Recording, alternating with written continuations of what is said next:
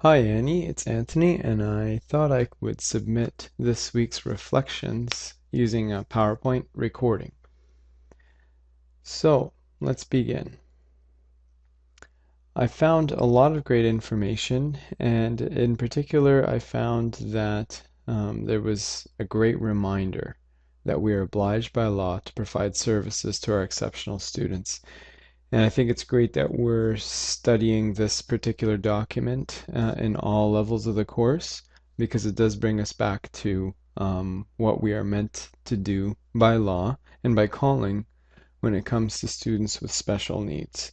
This is important as far as advocacy goes, and yeah, and I appreciate having been asked to go through it. In this case, I found some excerpts about how continuous assessment and evaluation are needed with our students, and I often fail to see that assessment and evaluation of the student is continuous. What I do witness is annual guesswork and assumptions based on the past, not enough data-driven decisions. And I think most teachers would agree with that we are not doing our special needs students justice by continuous meaningful assessment. And I don't mean pen to paper or finger to keyboard. I mean a diversified form of evaluation and assessment of their progress. And a constant retweaking of the IEP. It shouldn't be once a year thing. This part really struck core with me. Section 19 sets out qualifications that the teachers must hold to be placed in charge of or teach in a special education program.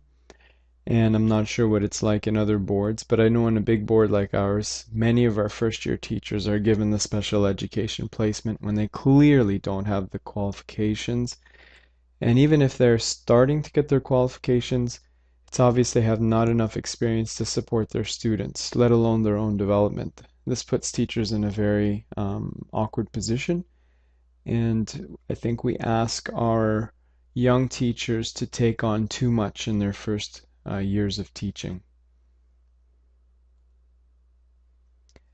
I found this very interesting because I wasn't aware that the ministry established a provincial advisory council on special education. And I often wonder now who sits on that advisory council and where all their information is posted. So I started looking that up as well.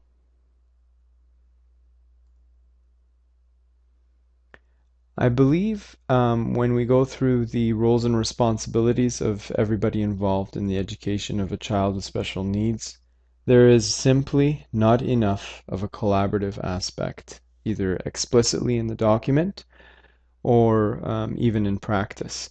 We say when we sit around the table during our meetings that we're working together, but in reality, that is not working together. And it is not 21st century. There's not enough emphasis on the collaborative aspect of teaching and working with one another, in particular in this document, which is very old. And I believe that this is a missed opportunity in the teacher responsibility section. I also believe it's omission in the parent section and the principal section as well. Working with the student goes without saying, but again, if it does take a village to raise a child, then the special education teacher with the classroom teacher, principal, and the parent should be on the same page at all times. And this involves a great deal of communication. A great deal of communication. And without this collaboration explicit within the document, it won't happen. When I came across the regulations for the numbers, I was taken aback. I really wasn't aware of the numbers for special education classes, and I was really struck by the thought that went into putting limits on these particular classes. What I found interesting was they allowed 25 in a class for elementary pupils who are gifted, and yet the number one, I guess, factor when determining, or I guess bringing a child up for giftedness is boredom. We often find that kids that are bored with the regular curriculum are gifted. But we put 25 of them in a class and we assume that they'll be okay. I think that that's an issue as well, and hopefully the ministry will revisit that to do them justice.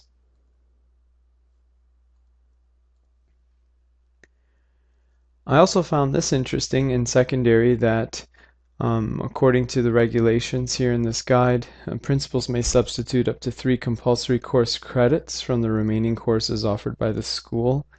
And I wonder why only 3 credits can be substituted. It doesn't really make much sense. If there are 18 compulsory, why not give the exceptional student 10 accommodations? And if the program is not suiting their needs, maybe they should look at what they're delivering and reshape it. And this, of course, brings back the old argument that's new again around specialty schools. But if they're useful, then we should proceed with them.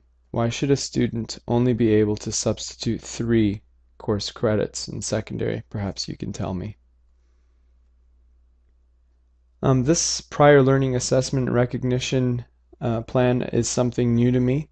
I often wonder if this is practiced, where students can obtain 4 credits through this process. I have no idea whether or not it's being used because I'm elementary, but I'm definitely going to follow up with colleagues to see if such a thing is being utilized in the secondary realm. I think this is great.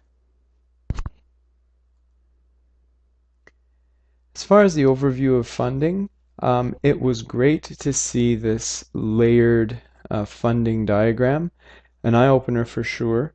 But again, because the document is so aged, would love to have seen something more current with examples of numerical data. So the other piece is that the funding model is flexible, and I think portability is the term they use in the document, but it makes me wonder why special education funding is usually first to be culled when the budget cuts are needed. Um, is it because of that flexibility and that boards can shift money around here and there? It really is curious to me. Anyway, that's my reflection for this module. Thanks for letting me share.